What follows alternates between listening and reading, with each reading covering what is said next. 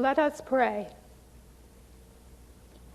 God of kindness and love, of ever new endings and beginnings, we praise and thank you as we celebrate the achievements of the graduates of this convocation and of those honored today. We thank you especially for their families and friends, their professors, and all members of this university community who have supported them through joy and anguish in reaching their goals.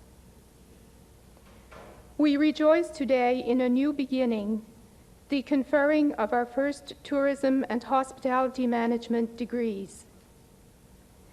We ask that you bless this assembly with a spirit of hospitality and joy, that we may welcome and celebrate your gifts, particularly those we witness in the talents and achievements of our graduates. As they go from here, bless them with a keen awareness of your presence and love, that they may go forward with truly hospitable hearts, inviting collaboration and dispelling hostility. This we ask of you, our God, for you journey with us, welcome us always, and live forever. Amen.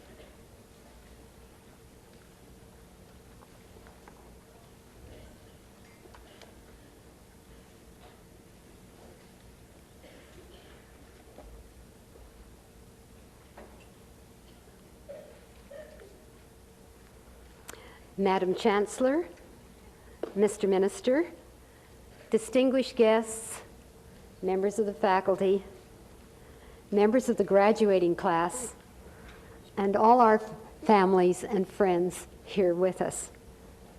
It's a pleasure to welcome everyone to the 1990 Fall Convocation of Mount St. Vincent University. This occasion marks the first time that the university has convened a convocation in fall term, except in conjunction with some other special purpose. And it is evidence of the growth of this university over the past decade and of the evolving nature of our cooperative education programs that our students, and many of them are here with us today, have rightly requested Senate to convene such a ceremony in recognition of those graduands who fulfill all of the requirements for their degrees at the conclusion of the summer term. Universities are the object of a great deal of attention everywhere in Canada these days, and we're no exception. Every aspect of our programs and operations are under scrutiny by a whole variety of commissions and task forces of one kind or another, federal, provincial, professional, and internal.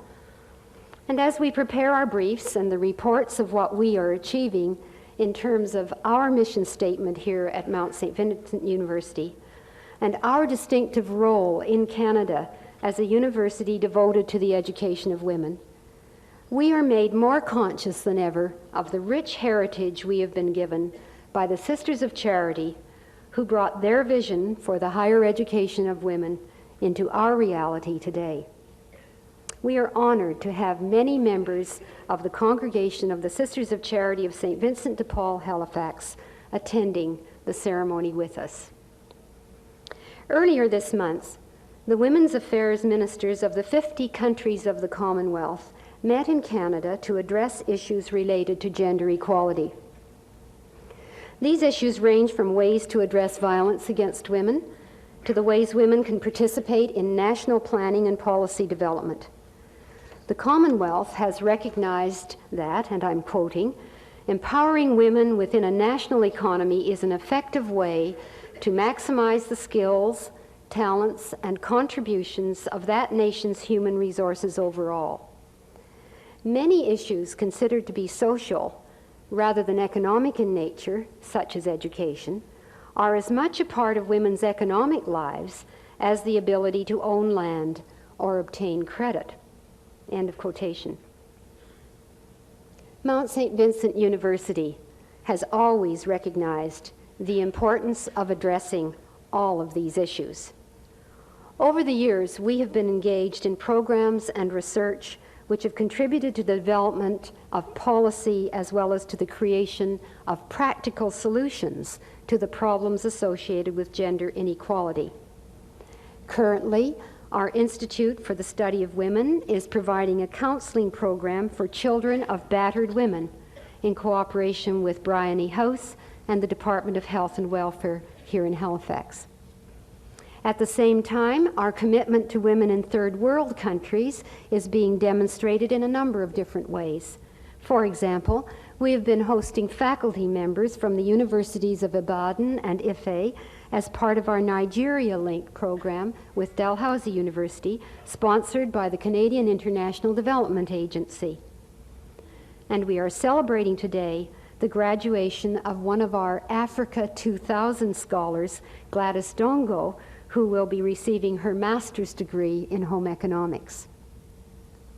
At the same time, our Office Automation Center is working in conjunction with business, industry, and government to do the research and to provide educational opportunities for women in the workplace. The importance of preparing women to make their proper contributions to the economic well-being of their families and of our societies worldwide is well understood here at Mount St. Vincent University. But it is not enough to speak of this university in terms which might suggest to some that we are too narrow in our views of what a university ought to be. On the contrary, we can point to the evidence that our very concerns with the issues affecting women have led us to develop the kind of university which is characterized by the kind of teaching and practice now being held up as exemplary in the world of higher education. Derek Bok of Harvard University, in his book entitled Higher Learning, stresses the importance of achieving integration in the curriculum of universities, not simply integration of modes of analysis and bodies of thought, but an integration which is large enough to illuminate the issues of human importance. In 1990, the report of the Harvard Assessment Seminars acknowledged that universities need to change its practices so that the gender differences in the experiences of women and men students will be properly respected there in the future. It was in 1844 that Ralph Waldo Emerson wrote, "The disease with which the human mind now labors is want of faith." In that particular essay, he was arguing that society needed self-respecting women and men more than it needed perfect institutions. He wanted people to be inspired to live on what he described as a higher plane.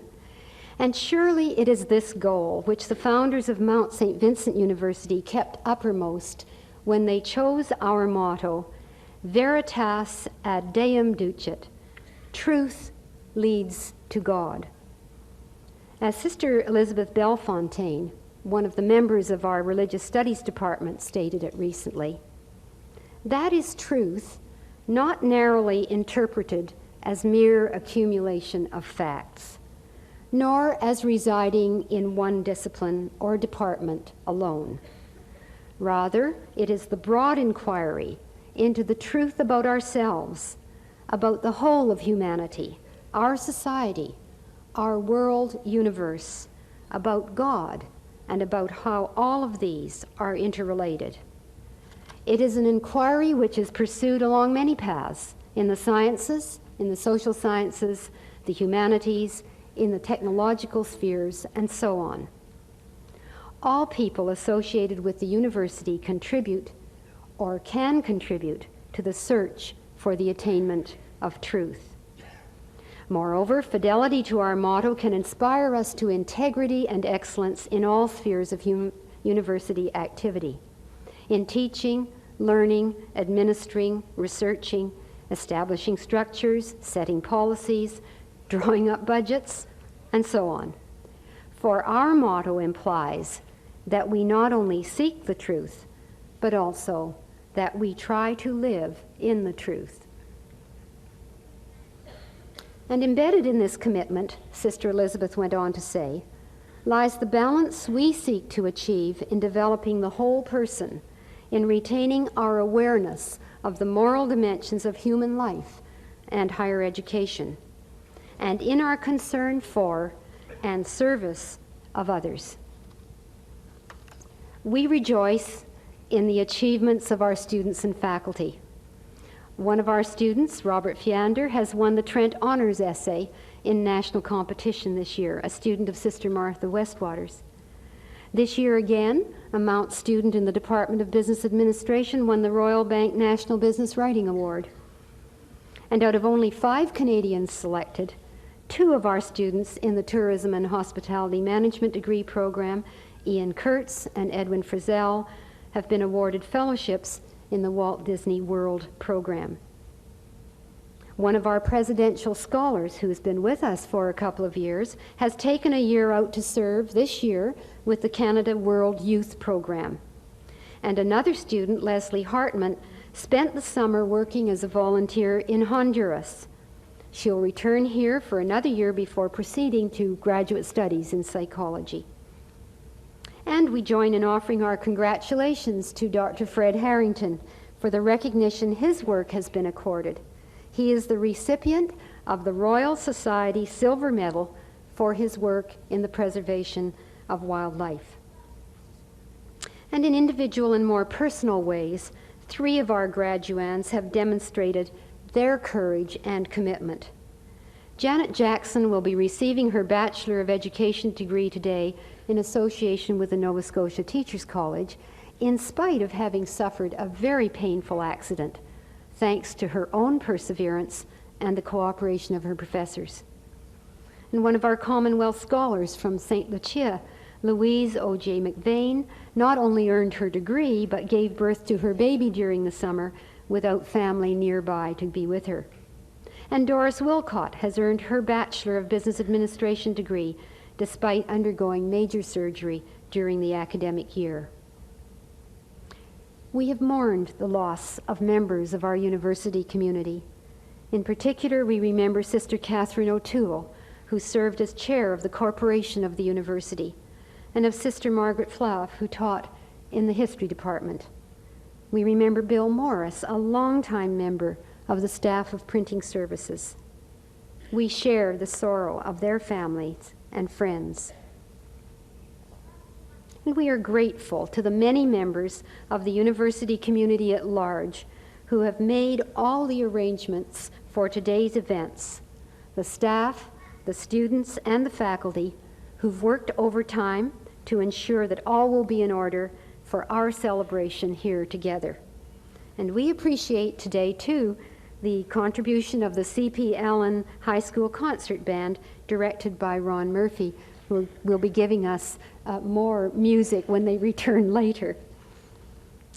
Earlier, I mentioned that this is a premier occasion, and you've heard this before, for the Tourism and Hospitality Management degree program at the Mount.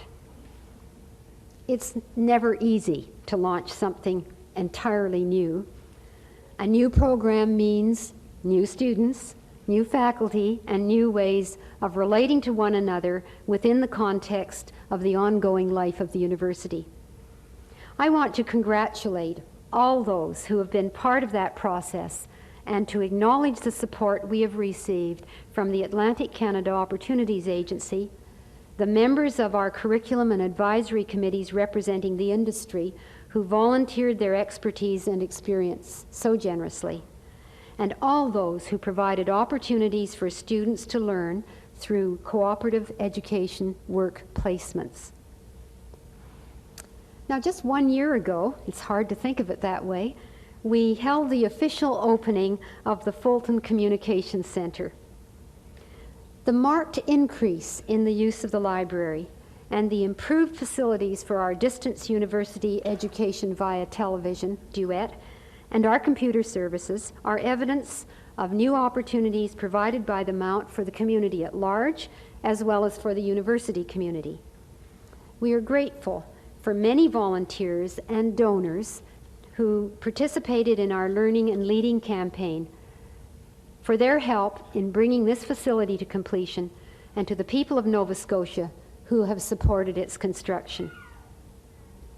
Now we look to the future as we prepare to introduce the Women in Science program and as we develop an associated Women in Engineering program with our colleagues at the Technical University of Nova Scotia.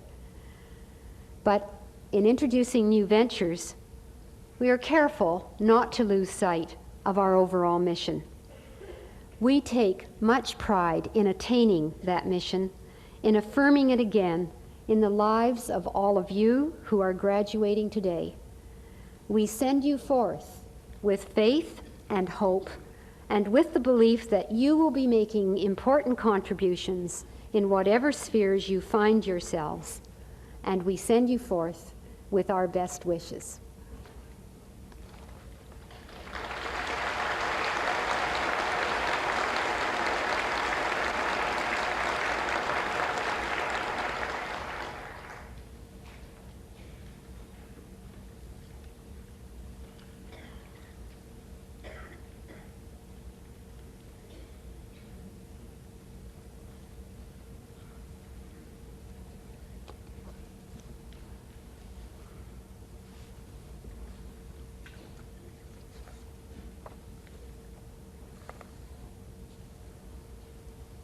Good afternoon, Madame Chancellor, distinguished guests, fellow graduates, ladies and gentlemen. Welcome to the Fall Convocation Ceremony of 1990. The thoughts of many of us this afternoon will undoubtedly be returning to our first day on campus. We stood at the foot of this hill, faced with a daunting climb to what is officially called Mount St. Vincent University. However, to students, faculty, and friends, it is known quite simply as the Mount.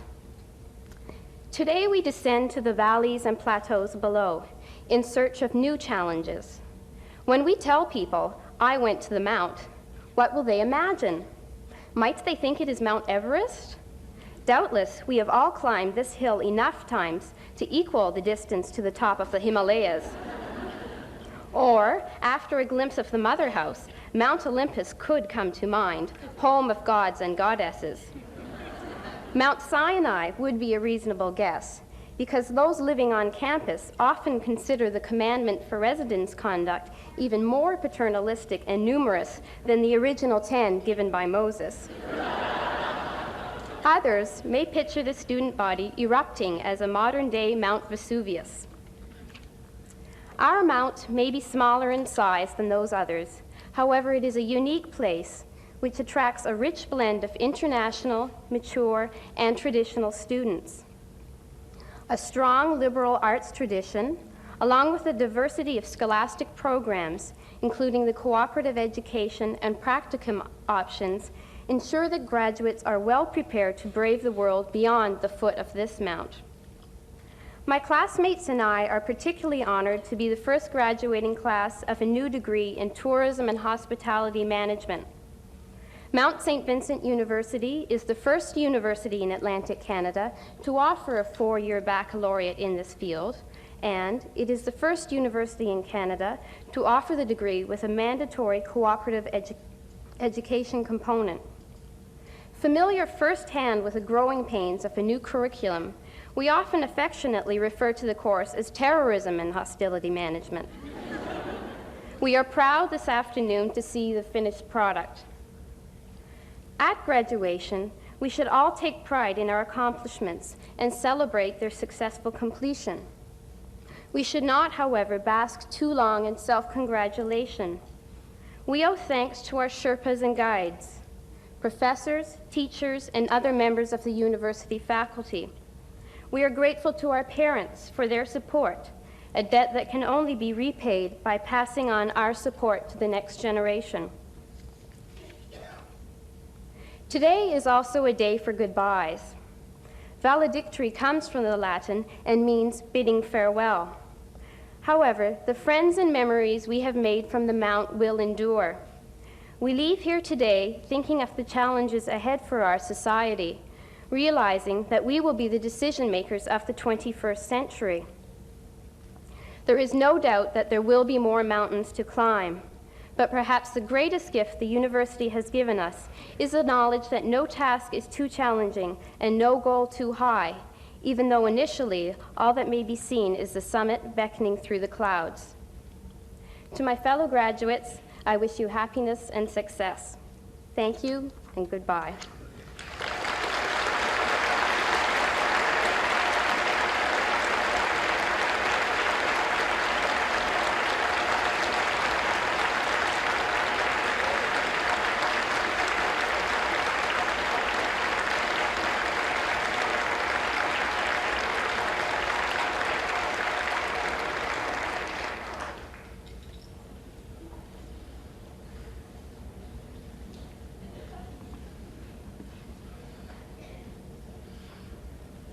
Dr. Hesom, it is my privilege to present to you the candidates for the Collegiate Honors of Graduation.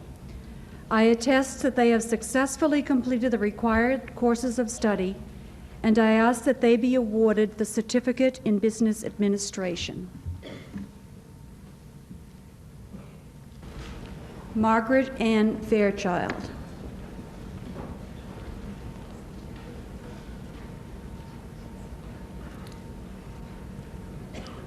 Lynn Lindyer.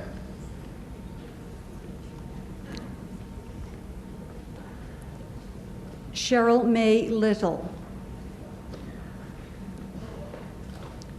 Brenda O'Toole.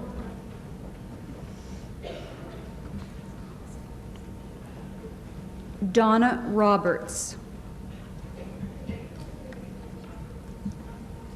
Sylvia Diane Smith.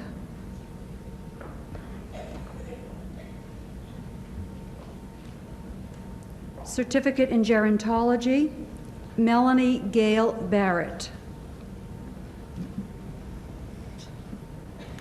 Greta Sorensen.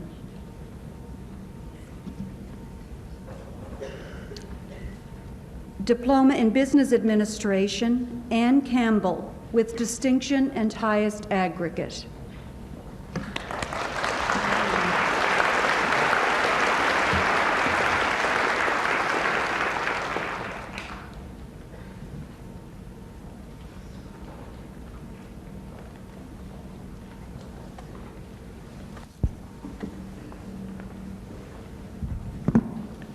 Madam Chancellor, it is my privilege to present to you the candidates for the Collegiate Honors of Graduation. I attest that they have successfully completed the required courses of study, and I ask that they be admitted to the baccalaureate degree. Mount St. Vincent University confers the degrees of Bachelor of Arts on Deborah Breeze with distinction and highest aggregate.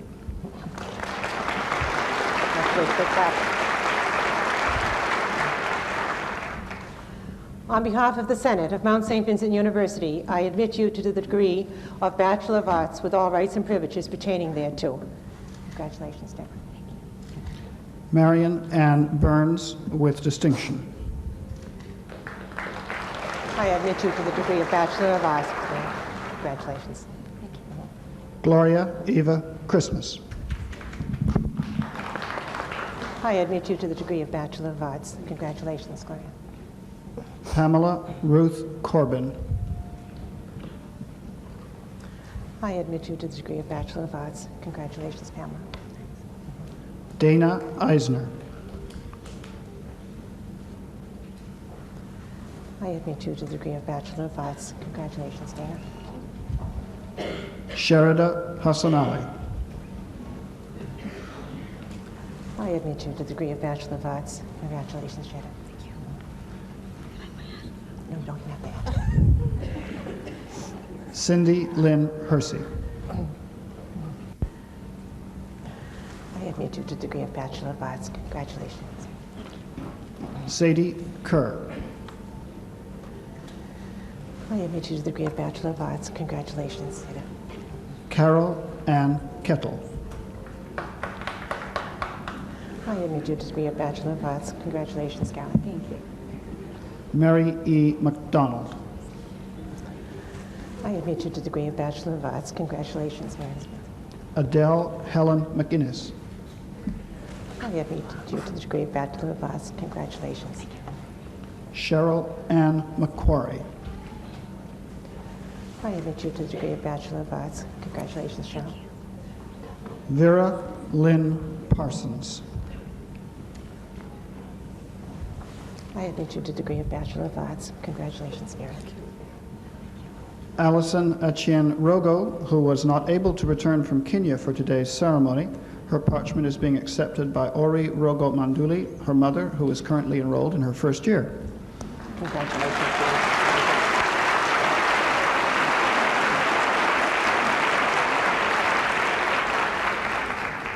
Lisa Jane Scott. I admit you to the degree of Bachelor of Arts. Congratulations, Lisa. Brenda Thompson, with distinction. I admit you to the degree of Bachelor of Arts. Congratulations, Brenda. Heather Ann Kitchen Dunbar, Honors Certificate in Arts with First Class Honors in Women's Studies, who was also recipient of the Sociology Department Prize in the spring of 1990, and who has been awarded a Killam Fellowship for graduate study at Dalhousie University.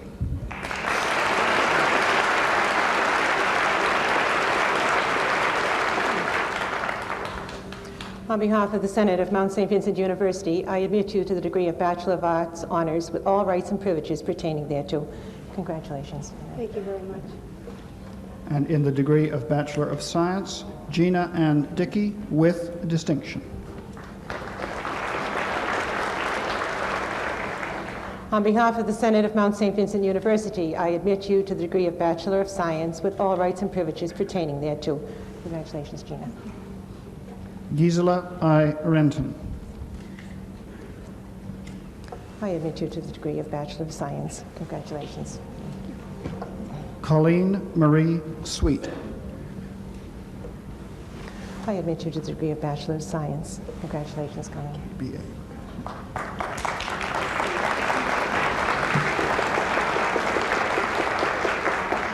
The Bachelor of Business Administration, Cooperative Education option, with distinction, Dana Marie Adams. On behalf of the Senate of Mount St. Vincent University, I admit you to the degree of Bachelor of Business Administration with all rights and privileges pertaining thereto. Congratulations. Thank you. Jan Marie DeVoe. I admit you to the degree of Bachelor of Business Administration. Congratulations, Mayor. Michelle Ann DeVoe, Cooperative Education option. I admit you to the degree of Bachelor of Business Administration. Congratulations. Lori Dolliver, Cooperative Education option. I admit you to the degree of Business Administration. Congratulations. John Robert Godin. I admit you to the degree of Bachelor of Business Administration. Congratulations. Thank you. Sandra Lynn Hamilton, Cooperative Education option. I admit you to the degree of Bachelor of Business Administration. Congratulations, Sandra. Kimberly Ann Hudson, Cooperative Education option. I admit you to the degree of Bachelor of Business Administration. Congratulations. Cynthia Louise Eisner, with distinction. I admit you to the degree of Bachelor of Business Administration. Congratulations, Cynthia. Catherine Jean Johnson, with distinction. We'll wait till they applaud here. Deanne I admit you to the degree McDougall. of Business Administration. Congratulations. Deanne McDougall, Cooperative Education option. I admit you to the degree of Business Administration. Congratulations. Michael Manguso. I admit you to the degree of Bachelor of Business Administration. Congratulations, Mike. Stuart Hugh Moore. I admit you to the degree of Bachelor of Business Administration. Congratulations, Doug. Bernadette Murdoch. I admit you to the degree of Bachelor of Business Administration. Congratulations. Madeline Soller, Cooperative Education option, with distinction and highest aggregate. I I admit you to the degree of Bachelor of Business Administration. Congratulations. Carlton Mark Spence. I admit you to the degree of Bachelor of Business Administration. Congratulations. Michelle Louise Tenier. I admit you to the degree of Bachelor of Business Administration. Congratulations, Michelle. Doris Wilcott.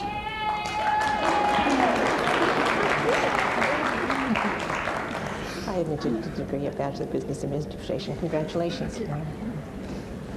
Susan Miller, Bachelor of Child Study. On behalf of the Senate of Mount St. Vincent University, I admit you to the degree of Bachelor of Child Study with all rights and privileges pertaining thereto. Congratulations. Bronwyn Monroe.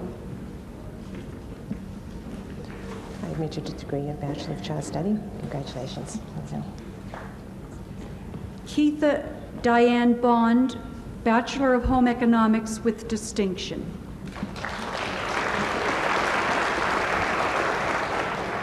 On behalf of the Senate of Mount St. Vincent University, I admit you to the degree of Bachelor of Home Economics with all rights and privileges pertaining thereto. Congratulations. Lisa Marie Calder. I admit you to the degree of Bachelor of Home Economics. Congratulations. Anne Leslie Shannon, Cooperative Education Option. I admit you to the degree of Bachelor of Home Economics. Congratulations. Bachelor of Office Administration, Louise Auger McVeigh. On behalf of the Senate of Mount St. Vincent University, I admit you to the degree of Bachelor of Office Administration. I'm sorry about that. Congratulations, Louise. Michelle Margaret Boudreau. I admit you to the degree of Bachelor of Office Administration. Congratulations. Thank you. Cheryl Lynn Collins. I admit you to the degree of Bachelor of Office Administration. Congratulations. Tara Moran. I admit you to the degree of Bachelor of Office Administration. Congratulations. The Bachelor of Public Relations, Deborah Louise Collins. On behalf of the Senate of Mount St. Vincent University, I admit you to the degree of Bachelor of Public Relations with all rights and privileges pertaining thereto. Congratulations, Maggie. Donna Rita Crooks. I admit you to the degree of Bachelor of Public Relations. Congratulations. Darlene Marie Kroll, Cooperative Education Option with distinction and highest aggregate.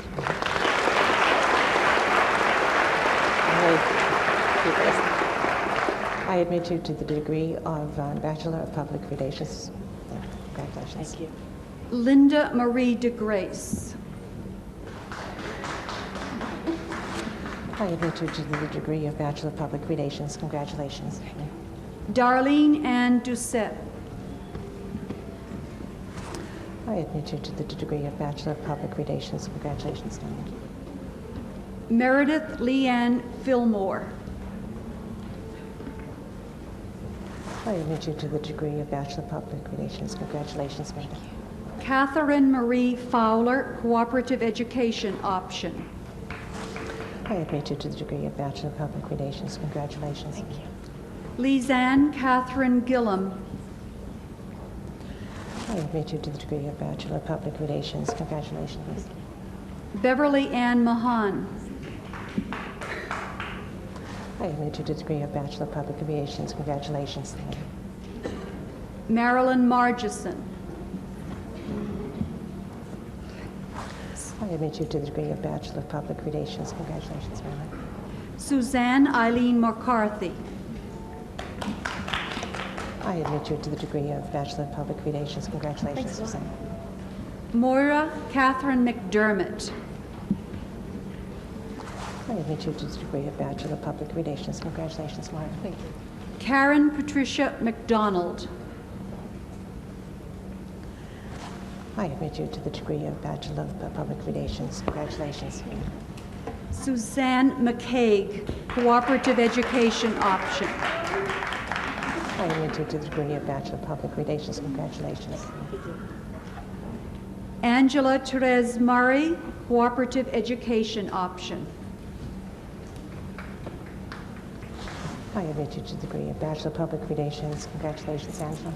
Anne Louise O'Connell, Cooperative Education Option. I admit you to the degree of Bachelor of Public Relations. Congratulations, please. Roseanne Poirier, Cooperative Education Option with distinction. I admit you to the degree of Bachelor of Public Relations. Congratulations. Mary Catherine Roberts, Cooperative Education Option with distinction. I admit you to the degree of Bachelor of Public Relations. Congratulations, Mary Catherine. Jean Agnes Sloan. I admit you to the degree of Bachelor of Public Relations. Congratulations, Joanne. Michelle Underwood. I admit you to the degree of Bachelor of Public Relations. Congratulations, Michelle.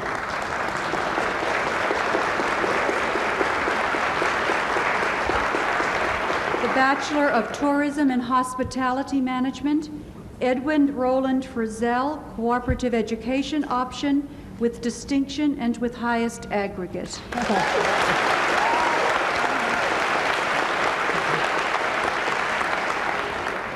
On behalf of the Senate of Mount St. Vincent University, I admit you to the degree of Bachelor of Tourism and Hospitality Management with all rights and privileges pertaining thereto. Congratulations, Evan. Thank you.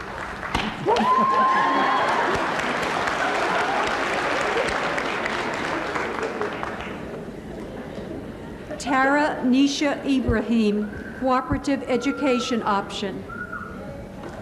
I admit you to the degree of Bachelor of Tourism and Management. Congratulations. Catherine Laurie McDonald. I admit you to the degree of Bachelor of Tourism and Management, Hospitality Management.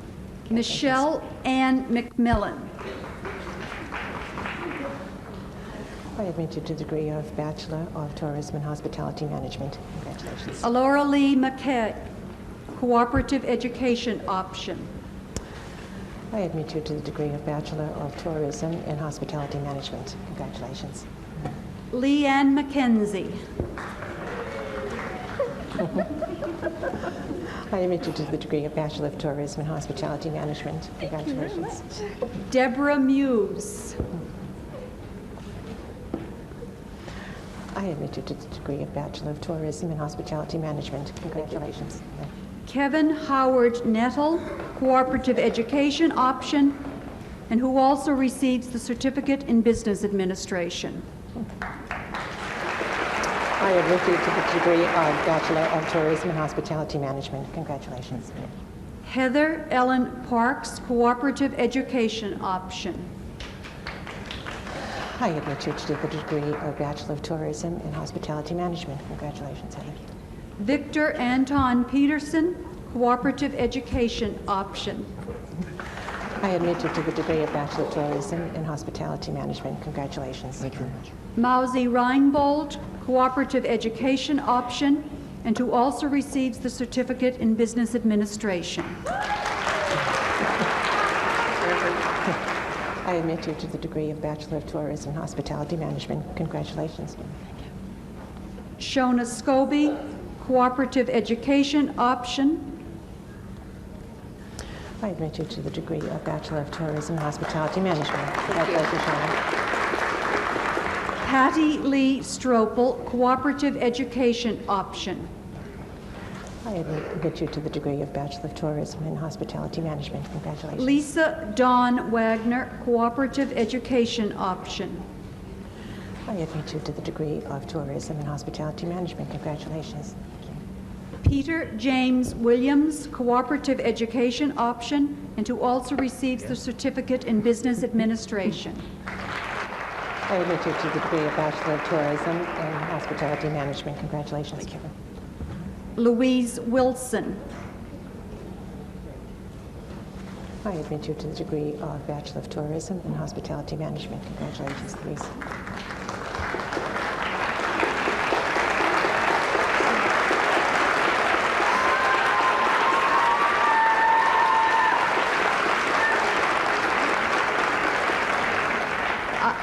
I invite Dr. Jamie Muir, the principal of Teachers College, to assist Dr. Hesom in the presentation of the following degrees. The Bachelor of Education in Association with Teachers College on Angeline Augustine.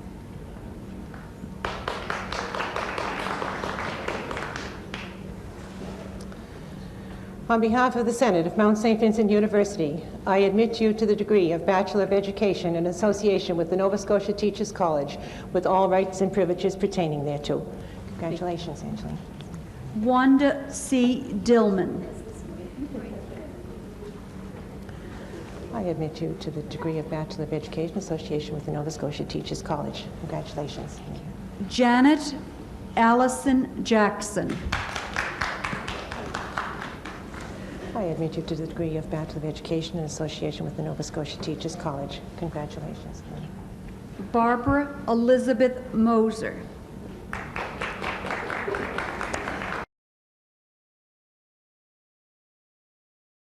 Congratulations.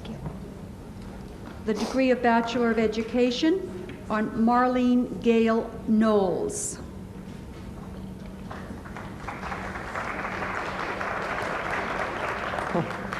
On behalf of the Senate of Mount St. Vincent University, I admit you to the degree of Bachelor of Education with all rights and privileges pertaining thereto. Congratulations. The Masters of Education on Catherine Grandy Bishop.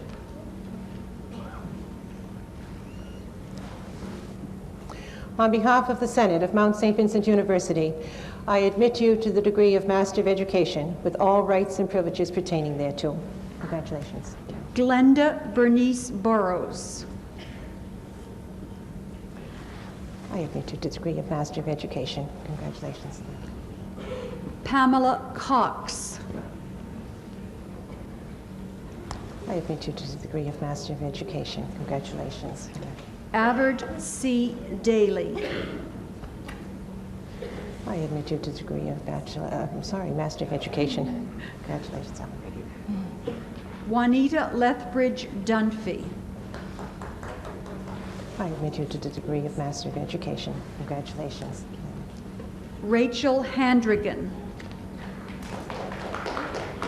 I admit you to the degree of Master of Education. Congratulations, Rachel.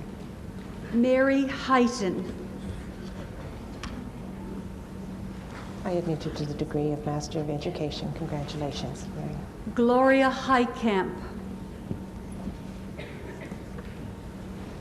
I admit you to the degree of Master of Education. Congratulations. Danielle McNeil Hessian. I admit you to the degree of Master of Education. Congratulations. Thank you.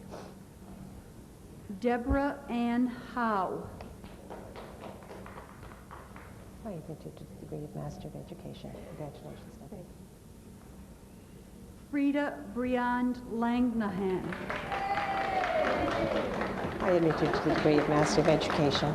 Congratulations, Frida. Lots of friends out there. Emily Leedy Purdy. I admit you to the degree of Master of Education. Congratulations, Emily. Dennis Gerald McKinnon. I admit you to the degree of Master of Education. Congratulations, Dennis.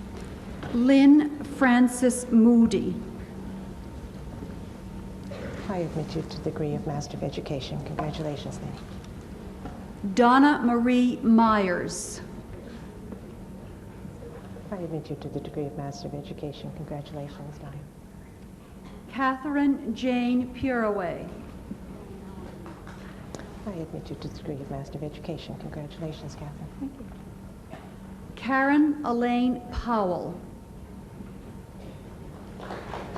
I admit you to the degree of Master of Education. Congratulations, Catherine. Gladys Robertson. I admit you to the degree of Master of Education. Congratulations, Gladys. Thank you. Heather McVicker Sherry. I admit you to the degree of Master of Education. Congratulations, Heather. Thank you. Judy Ann Snow. I admit you to the degree of Master of Education. Congratulations, Judy. Mount St. Vincent University confers the degree of Masters of Arts in Education on Catherine Maureen McKetton. On behalf of the Senate of Mount St. Vincent University, I admit you to the degree of Masters of Arts in Education with all rights and privileges pertaining thereto. Congratulations. Thank you very much. Constance Ann Parker. I admit you to the degree of Master of Arts in Education. Congratulations. Mount St. Vincent University confers the degree of Masters of Arts in Home Education, Home Economics Education, on Gladys Dongo. A lot of friends out there, Gladys. On behalf of the Senate of Mount St. Vincent University, I admit you to the degree of Masters of Arts in Home Economics Education with all rights and privileges pertaining thereto. Congratulations, Gladys. Wendy Elizabeth Forsyth. I admit you to the degree of Master of Arts in Home Economics Education. Congratulations, Gladys. Masters of Art in School Psychology on Patricia Joan Rutherford.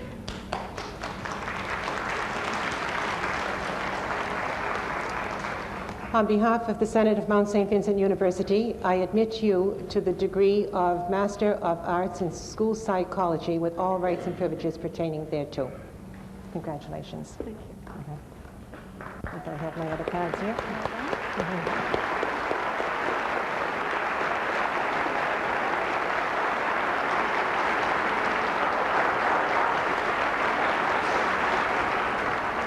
Madam Chancellor, in addition, we confer the appropriate certificates, diplomas, degrees, on all those not present today whose names are listed in the program. I confer degrees in absentia on those persons so designated by the Dean.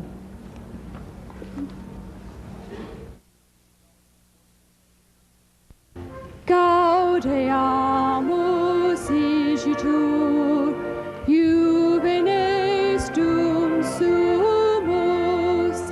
Gaudeamus igitur, juvenes dum sumus. Post jucundam juventutem, post molestam senectutem, nos habebit humus, nos habebit humus.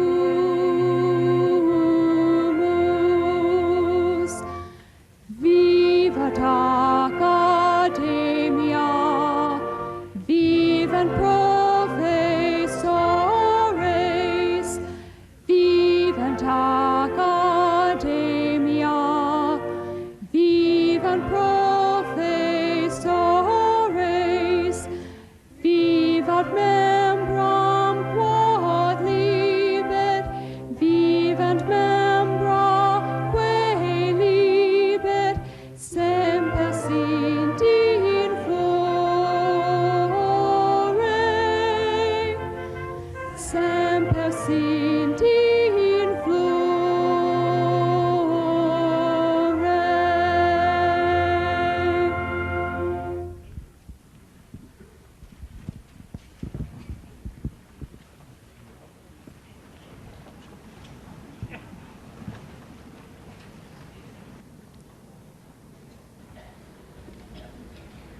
We now come to the conferring of awards by Dr. Hesom. Firstly, the Senate Medals of Distinction. These engraved pewter medals, awarded by the Senate of Mount St. Vincent University, are given in recognition of superior academic achievement to each student who graduates with distinction and with highest aggregate in undergraduate diploma and degree programs. This year's recipients are Keitha Diane Bond, Bachelor of Home Economics;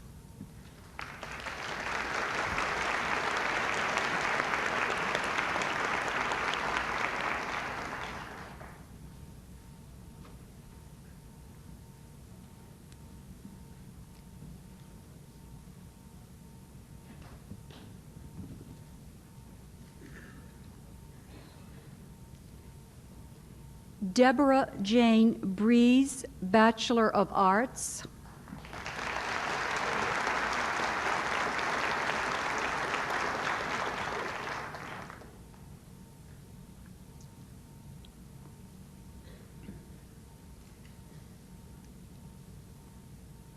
Darlene Marie Crowell, Bachelor of Public Relations.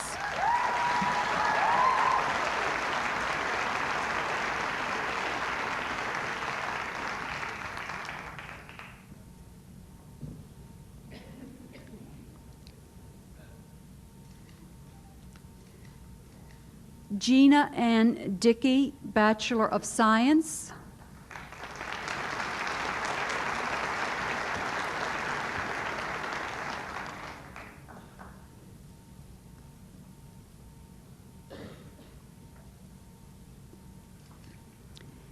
Heather Kitchen Dunbar, Honor Certificate with First Class Honors.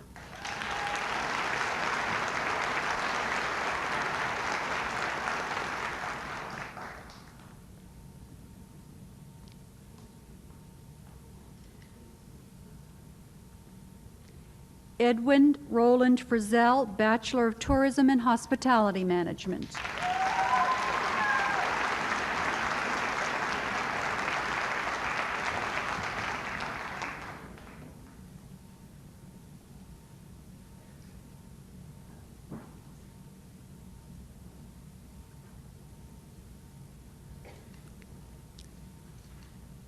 Ann Campbell, Business Diploma.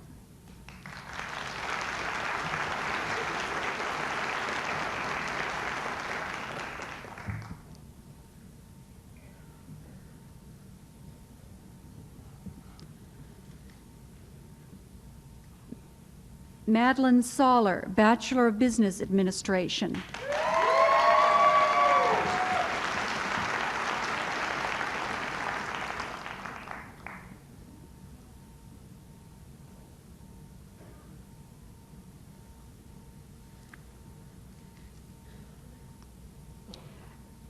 The President's Prize. A special award donated by the University President is awarded to Doris Wilcott.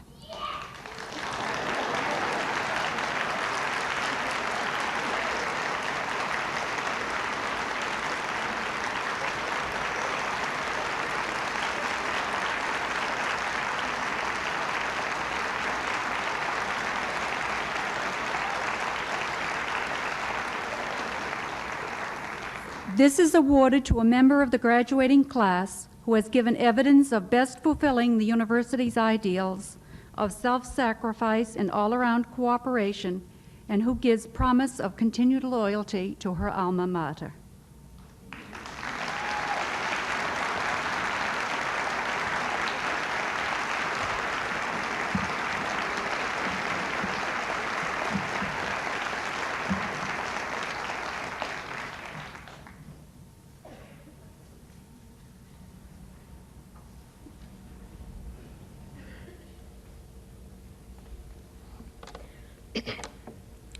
Madam Chancellor, I wanted to begin this citation by describing my excitement and pride when I learned that I'd been given the honor of presenting Margaret Perry. While the pleasure and pride have not lessened, my feelings are now mixed with regret and sadness. I am sorry to report that Margaret Perry became seriously ill only a few weeks ago. She is still in hospital and cannot be with us today. We hope she will view the videotape that commemorates this event. We welcome her family, particularly her sister-in-law, Bernadette Rice, and her friends, particularly Barbara Morrison. We hope that you will convey to her just how privileged we feel at this university to confer an honorary degree on such an exceptional woman. In the early 1970s, I was teaching high school English in rural Ontario. I was required to teach mythology to a class of what were then labeled general stream students. Many of them were repeating their introductory English course for the second or third time. As a first-year teacher myself, I was at a loss to know how I would convey the beauty and meaning of myth to my students. By chance, I found a film called Glooscap Country. This film, based on the legends of the Micmac god Glooscap, was made here in Nova Scotia. Before I showed the film, I paid little attention to the credits. After all, my major concern was making it through another English class. I showed that film, and when I realized what a profound impact it had had on my students, I made a point of finding out just who had made this wonderful film.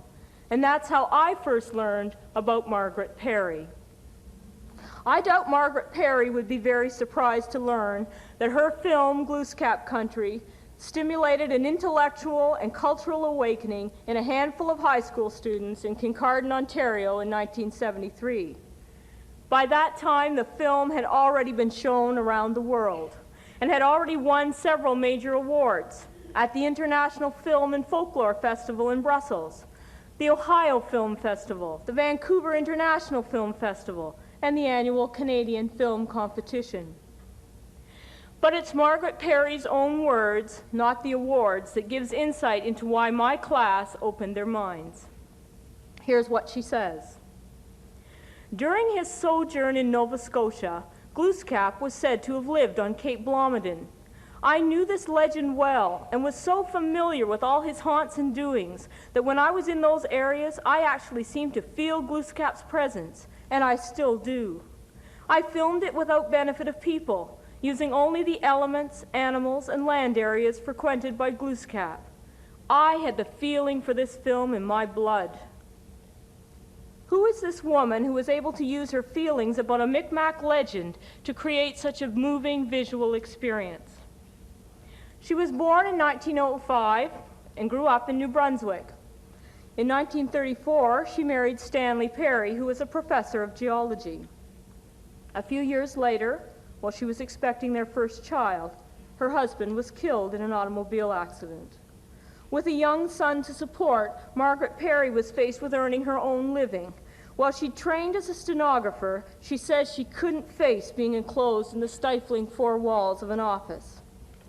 As it turned out, her hobby of photography led her far from any office. Her working life was spent exploring the tides in the Bay of Fundy, the hills of Cape Breton, and the South Shore fishing villages. In 1942, the legendary John Grierson of the newly established National Film Board saw samples of her photographic work. He asked her to come to Ottawa, where over the next 3 years she honed her technical skills. On one occasion, the NFB sent her to Newfoundland as a camera woman to shoot life in the Newfoundland outports. She recalls working with a woman director, a pretty rare combination in 1945. For that matter, it's a pretty rare combination today. A short time later, she returned to the Maritimes to join the staff of the Nova Scotia Travel Bureau. There she worked completely on her own, writing the scripts, doing the photography, directing, and editing films. She produced more than 50 documentaries and has been dubbed the First Lady of Nova Scotia Film. She was awarded the CBC Pioneer Award at the 1982 Atlantic Film Festival. While several of her travel films won documentary awards nationally and internationally, to my mind, her legacy to Nova Scotia is much more significant. While her work no doubt helped the tourism industry attract visitors to our province, it is even more important that she created a visual history of the changing face of Nova Scotia. She captured the sights and sounds over a 30-year period from 1939 to 1969, from steelmaking to farming, from bridge building to historical sites, from fishing to spinning. Her longtime friend, Barbara Morrison, pointed out in an NFB documentary which features Margaret Perry's life and work that Margaret shot everything that moved in Nova Scotia. Madam Chancellor, we are grateful indeed that Margaret Perry bought a second-hand movie camera in the 1930s. If she hadn't, children in a rural Ontario school might never have taken the step to read a book of mythology. Nova Scotians would have lost part of their cultural heritage, and the world might never have seen Canada through the eyes of a pioneer Canadian filmmaker. Perhaps I should give the final word to Margaret's son, Stanley Perry, who couldn't be with us today, but who sent a telegram. I would like to extend my congratulations to you, Mum, for a well-deserved honor. Your work has greatly benefited the province of Nova Scotia and the cause of womanhood, and I'm immensely proud to call you my mother. Godspeed. So I ask you, Madam Chancellor, in the name of the Senate of Mount St. Vincent University, to confer on Margaret Perry in absentia the degree of Doctor of Humane Letters honoris causa. Barbara Morrison will accept on Margaret Perry's behalf.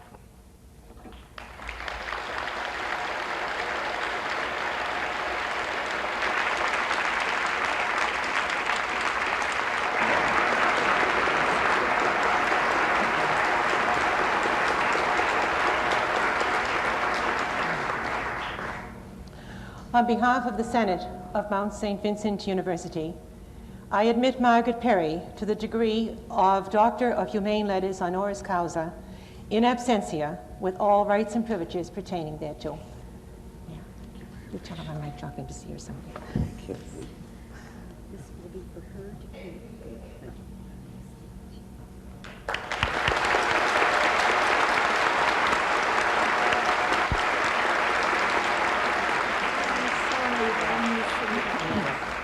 It was a beautiful tribute to her. Madam Chancellor, I have the great pleasure of presenting Sister Paule Cantin, educator, administrator, committed religious, and lifelong student. She is actually now enrolled in an MA degree program in theological studies at Regis College, Toronto. But Sister Paule, who was born in Quebec City, already holds a BA cum laude from this university, which she achieved in 1968, and an MA in French, which she gained at Laval University in 1971. You happy recent graduates, thankful to be just finished with reading loads and assignments, may wonder why this successful professional woman would in midlife become a registered student again. The fact is that Sister Paule, from her entry into the Order of the Sisters of Charity in 1956, has been involved with education, first as elementary teacher in Maine, then as high school teacher at Mount St. Vincent Academy in Halifax, then as head of the French department, St. Vincent Katimavik High School, Sainte-Foy, Quebec, then vice principal of the same school, then chairperson of Mount St. Vincent University Corporation, governor of the university, and member of the executive committee, from which last posts she only retired 2 years ago.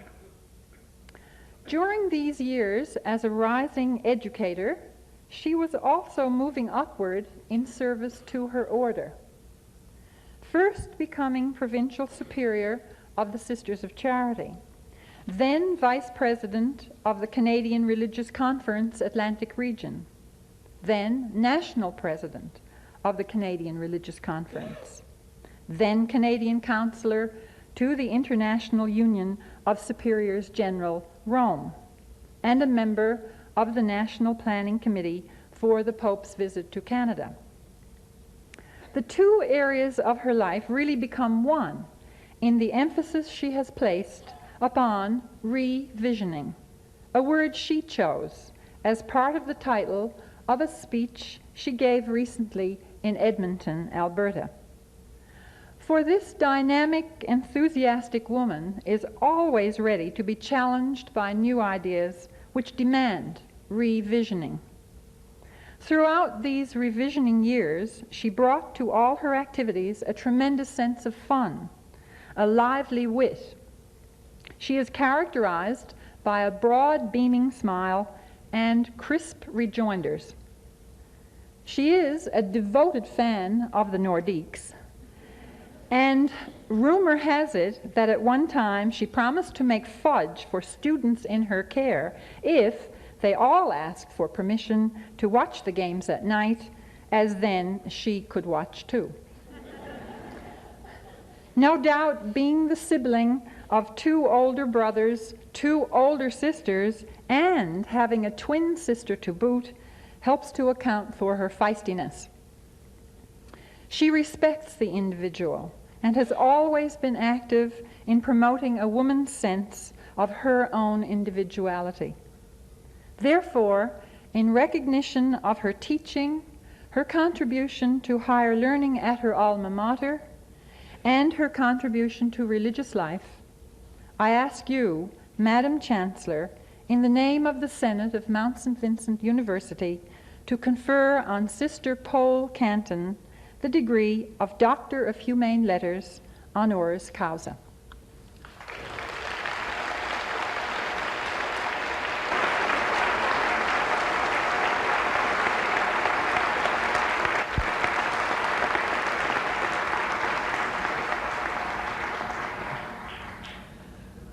On behalf of the Senate of Mount St. Vincent University, I admit you, Sister Paule Cantin, to the degree of Doctor of Humane Letters honoris causa, with all the rights and privileges pertaining thereto.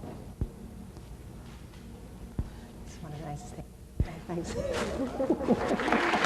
Thank you.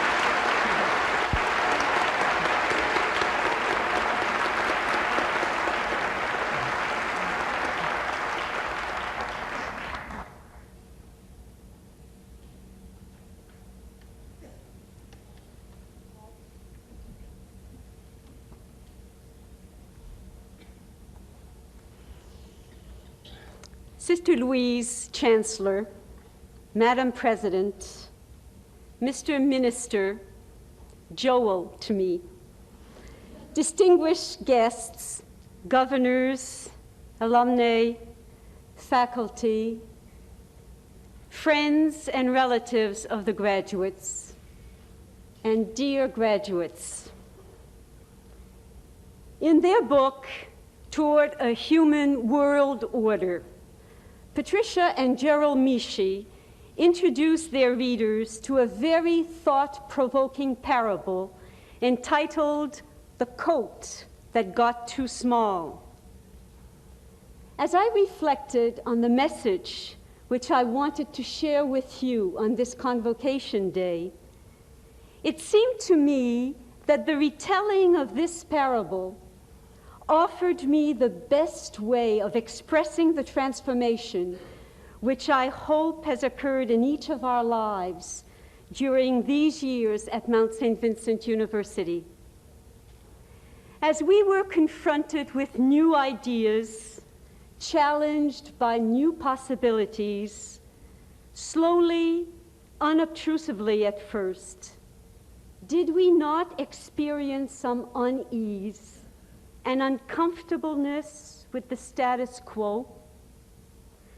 What we had grown accustomed to, what had given us relative ease in the past, no longer seemed to hold the promise of life and well-being that we had come to expect. Should such a phenomenon surprise us? Isn't it the goal of a university education to stimulate thinking among its students, to provide a forum for thoughtful discussions and reflections? Hopefully, to be a graduate of Mount St. Vincent University means, above all, that we have come to learn to offer critical corrections to present-day policies and structures which no longer fit our reality and which tend to dehumanize rather than to safeguard and promote the dignity of the human person and the sacredness of life on our planet. What ideals should motivate us?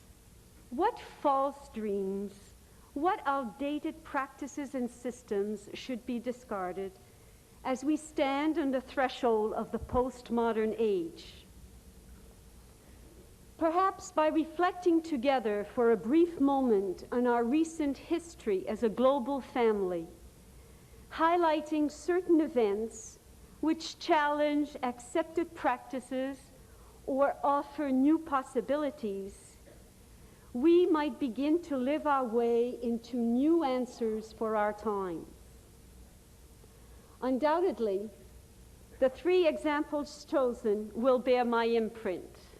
I am both a woman and a religious. The massacre of the 14 female students in Montreal last December, admittedly the act of a disturbed person, is a tragedy which compelled us then and continues to compel us now to live with the question of systemic discrimination against women, both in our society and in our church. As women and men of goodwill strive to unearth the root cause of such discrimination, it is impossible, in my view, not to point a finger at the patriarchal culture which has flourished in the Western world, a culture characterized by the institutionalization of male privilege and power. These, in turn, have created the social and cultural inequality of women and men and the domination of one sex over the other. If domination of any kind is sinful, and I believe that it is, then how can such a system be upheld on the grounds that it is God-willed and God-intended? A growing number among us, both women and men, categorically reject such a view and are calling for change. Almost a year ago, you and I were riveted to our television sets to witness dramatic events taking place in Eastern Europe.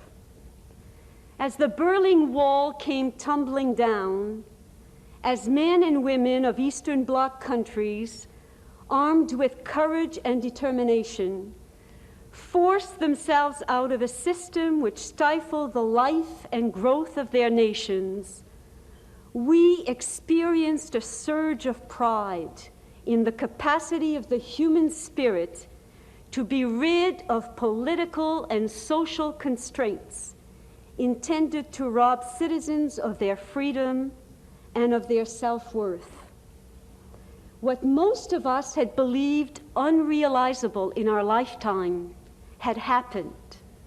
How we welcome that change.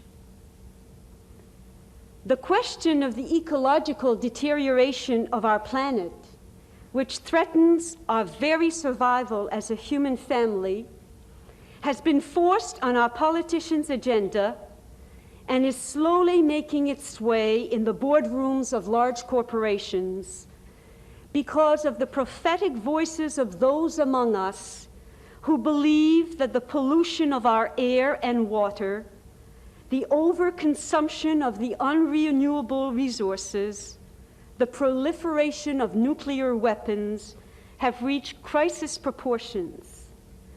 These are the new social sins which point out the need for theological reflection on human-earth relationship.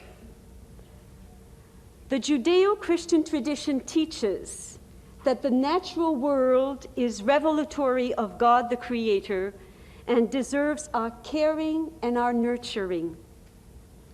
If we believe that we are stewards and not owners of the resources of our planet, changes will inevitably occur. But I am ahead of myself. What about the parable of the coat that got too small? Let's go back to it. They stood there in all sizes and shapes, not seeming to take much notice of each other's misery. There appeared to be about 150 of them, but I found it hard to count them, even though they barely moved. Their contorted facial expressions and the gasping and groaning sounds they made were very disconcerting to me. More than anything else, though, the coats were what first caught and held my attention. They were much too small, Buttons and zippers were being strained to the limit, and seams threatened to tear at the sides. Their bodies bulged against the overstretched fabric as if the contents had been stuffed in with tremendous effort. When I approached one particular pitiful-looking creature and extended my hand, as is our custom when greeting a friend or introducing ourselves to a new acquaintance, she could not lift her arm even so much as 2 inches. Her jacket was constraining as to render her practically immobile. Her face was quite puffed and rather bluish, and she was struggling for breath. She eventually whined an apology. "You see, I can't move my arms," she got out between gasps. I thought tears began to appear in her eyes. "It's your coat," I said. "What about my coat?" she gasped again, sounding more defensive and anxious than I thought was necessary, since it was only an observation and one meant to help. "It's too tight," I said. "Maybe you should get a new one that fits you better. It looks like this one has served you in the past, but now is more like a straitjacket than a coat." "What's a straitjacket?" she asked, her bulging eyes looking a little puzzled and still defensive. "It's a special kind of coat used to constrain people who are losing control," I explained patiently. "It has very long sleeves, and when it is put on a person, their arms are crossed against their chest, and the long sleeves are tightly tied behind their backs. Then they are rendered powerless to use their hands and arms." "That sounds terrible," she exclaimed, and then a few tears of pain rolled down her cheeks. She had taken too deep a breath in her indignation. "Could you tell me why everyone I see is like you, wearing coats that are too small?" I asked, trying to keep my tone as delicate as possible, although that was rather difficult, since I found the situation so amazing.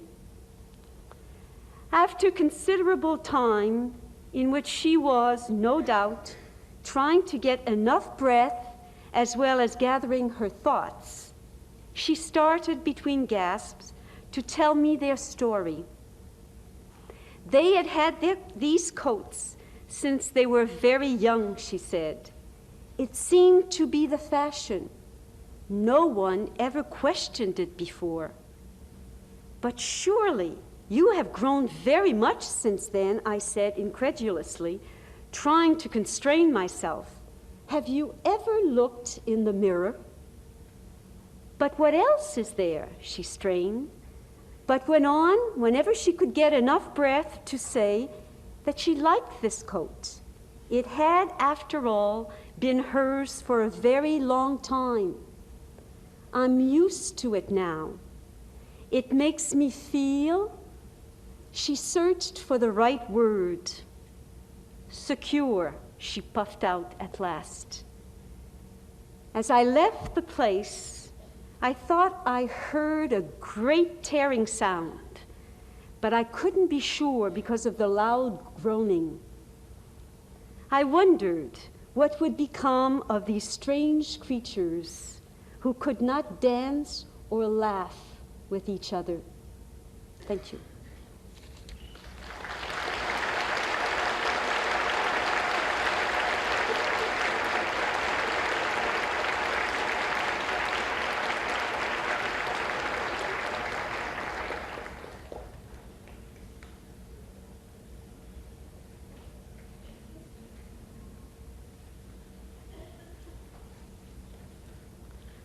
Sister Paule Cantin, on behalf of the graduating class of fall of 1990, I would like to thank you for your words of support on our graduation day. Graduation is the intermission between school and the real world, a pause between two major phases in our lives. It is a time for both reflection and introspection. By your remarks here today and your achievement at Mount St. Vincent University in the past, you are a perfect role model for the new graduate. Your commitment and your dedication to the university, which was honored here today at our graduation, is a motivation to us all, a motivation to reach further, a motivation to try harder, and to achieve the best that we have within ourselves. Thank you for being an important part of our graduation experience, and I speak on behalf of all the graduates of fall of 1990.